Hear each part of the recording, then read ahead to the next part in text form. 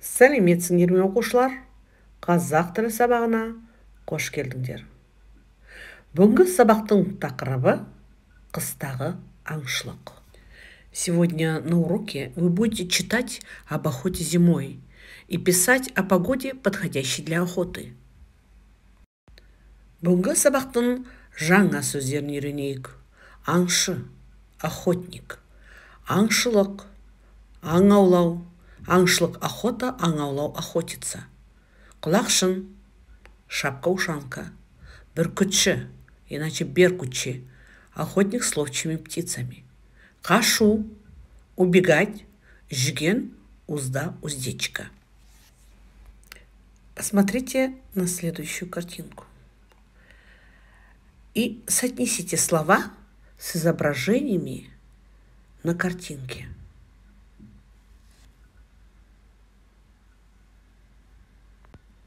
Жарайсыңдар, өздеріңді тексеріңдер, проверьте себя.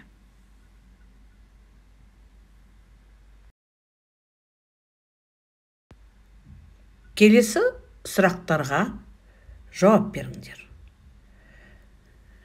Аңшы дегеніміз кім? Кто такой охотник? Аңды қалай аулауға болады?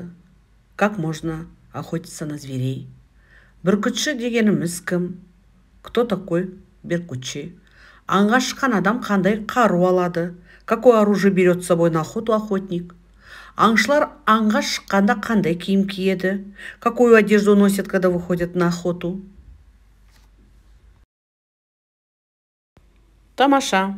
Олай болса, өзімізді тексерейік. Аңшы аң аулауды кәсіп еткен адам. Охотник – это человек, занимающийся охотой. Аңды бүркітпен, мылтықпен, қақпамен аулауға болады. Охотиться можно с помощью орла, ружья и капкана. Бүркітші бүркітті баптап, аң аулауға үйрететін адам. Беркутчи – это человек, который приручает орла и учит его охотиться. Аңға шыққан адам өзімен мылтық алады. Человек, отправляющийся на охоту, берет с собой ружье. Қыста жылы тон, құлақшын, ал жазда күзде ыңғайлы киім киеді. Зимой носит теплую шубу, шапку-ушанку, а летом и осенью удобную одежду. Келесі мәтінді оқымас бұрын суретке қара. Мәтін не туралы болуы мүмкін? Болжап айт. Прежде чем читать текст, посмотрите на картинку. О чем может быть текст? Выскажи предположение.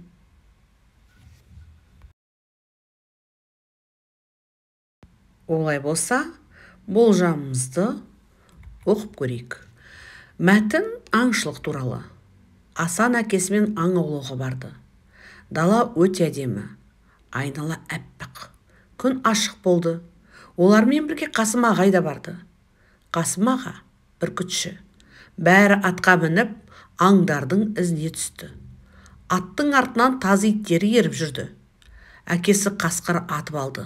Ал Қасым аға бүркітпен бір қоянмен түлкі аулап алды. Үйге олжалы қайтты. Оларға аңға шыққан ұнады. Текст об охоте. Асан отправился на охоту со своим отцом. Степь очень красивая, кругом белым-бело. День выдался солнечным. Дядя Касым беркутчи. Все сели на лошадей и последовали за животными.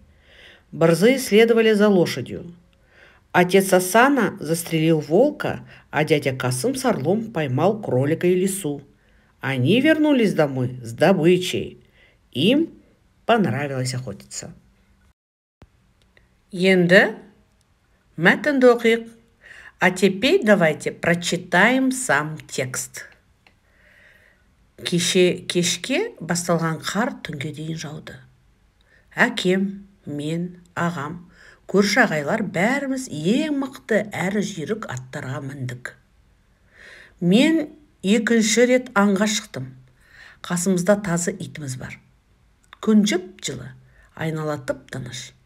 Жаңа жауған қардан түлкі, қоян сияқты аңдардың ізін оңай байқадық. Көп кешікпей аңдарды да көрдік. Бүркіттің томағасын шешіп, ұшырдық, тазы иттерді, қояндарды қуды. Біз 5 қоян, 3 түлкі ұстадық. Бүркіт пен таз сондай күшті әрі епті. Қашқан аңды тез ұстайды. Қыста аң аулау өте қызық. Оқушылар, мәтінді оқыдық, енді сұрақтардың жауабын мәтіннен табыңдар. Мы прочитали текст, а теперь ответьте на вопросы по тексту. Тамаша. Өздеріңді тексеріңдер. Проверьте себя.